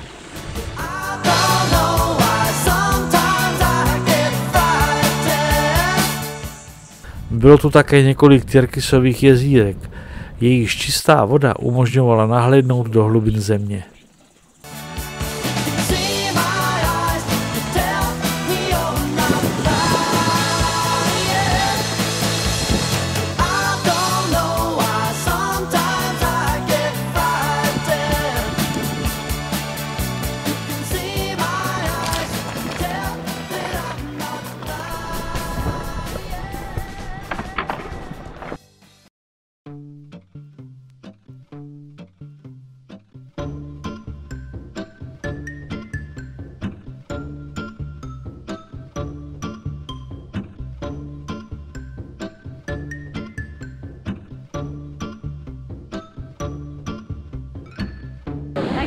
Cestou jsme zahlédli ukazatel na Kerosene Creek. O tom jsme věděli a hned jsme tam spěchali, co nám štěrková cesta dovolila. Byl to horký potok, kde se koupalo pár lidí, a tak jsme se nahřívali tak dlouho, až jsme to už nemohli vydržet. U jezera Rary Wakaitu jsme spali a byli jsme tu sami. Kromě spousty žab a ptáků.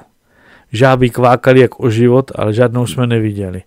Ale svítání bylo nádherné, oranžové a po zlaté vodě pluly černé husy v řadách, lisky.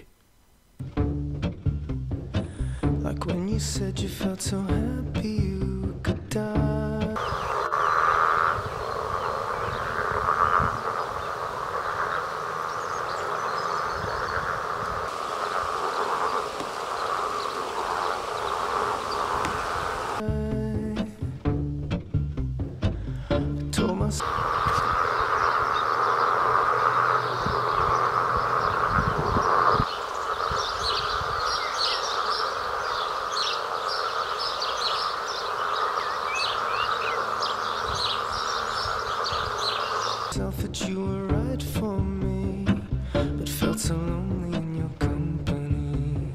But that was love and to make us still remember. Vodopády McLaren byly úžasné. Vysoká stěna z balvanů, po které se dalo lézt a zkoušet různá jezírka a kamenné hrnce a dole hluboká voda. Ale všechno ledárna.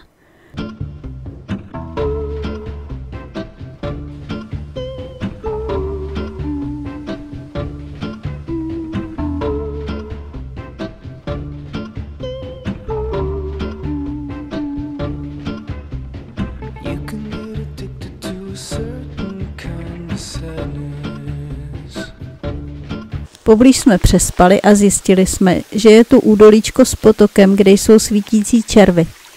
Tak jsme se tam šli večer podívat. Byly všude podél cesty a tvořily zelená souhvězdí pod černými stromy.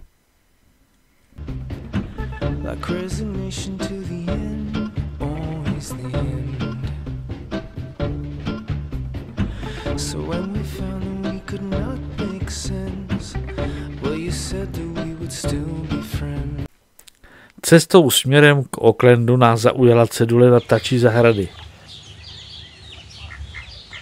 Jak po mně šátrá tou nohou.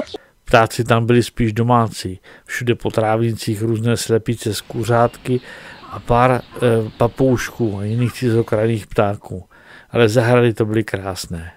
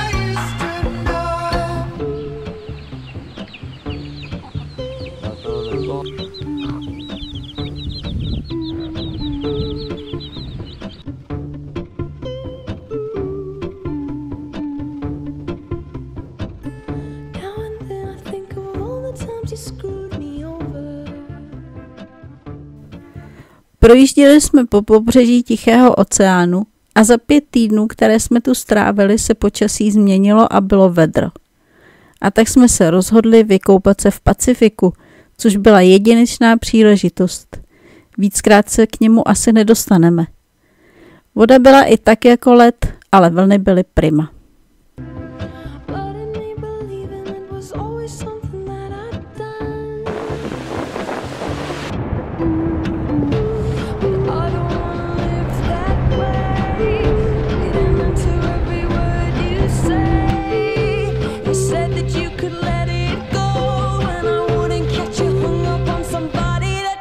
Used to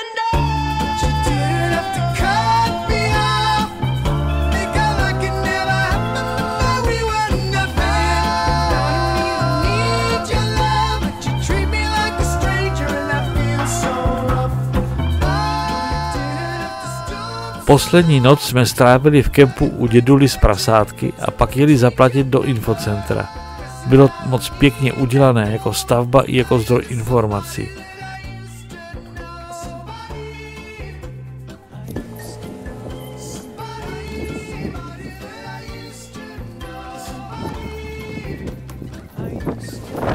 Svišť neodolal a na jednom širokém a pohodlném divanu u okna spočinul.